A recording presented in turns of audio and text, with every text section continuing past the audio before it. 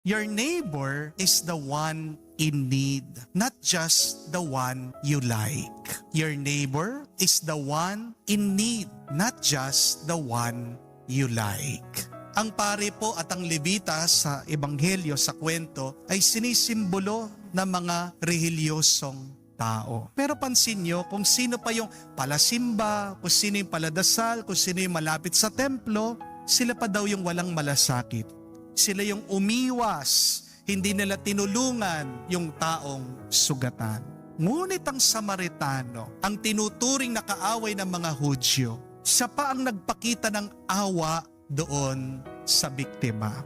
Jesus is really trying to teach us that a neighbor is not defined only by blood, by race, by religion, or by convenience. But a neighbor is defined by need. Sino po ang ating kapwa? Sila yung mga nangangailangan. Sila yung mga nahihirapan. Ang tunay mong kapwa o kapitbahay ay hindi lang yung katabi ng iyong tahanan, kundi yung mga tao na walang makain, mga mahihirap sa lansangan. Ang iyong kapwa ay yung mga nawala ng bahay dahil sa baha at sa lindol. Ang iyong kapwa ay yung mga namatayan dahil sa sakuna. Ang iyong kapwa ay mga kapatid din nating OFW na nalulungkot, nangungulila, naho-homesick sa kanilang mga pamilya. Ang iyong kapwa ay mga single parent na pagod, kumakayod, nagtatrabaho para sa kanilang mga anak. Ang iyong kapwa ay ang mga may sakit na naghihintay sa labas ng hospital, walang pera, walang magawa, gustong gumaling. Ang iyong kapwa ay ang mga matatanda na iniwan na lang sa bahay ampunan.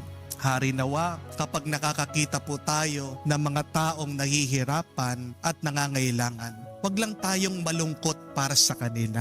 Pero ituring mo yang bilang iyong kapwa. Kumilos ka naman para makatulong ka sa kanila. Amen? Dahil ang taong nahihirapan ay kapatid mo din. Di po ba? Tayong lahat magkakapatid. Bakit? Nanggaling tayo sa iisang Diyos. Kaya pag merong taong naghihirapan at nabibigatan, sana ikaw din mahirapan at mabigatan, at kung ikaw ay nakakaluwag, magbigay ka naman.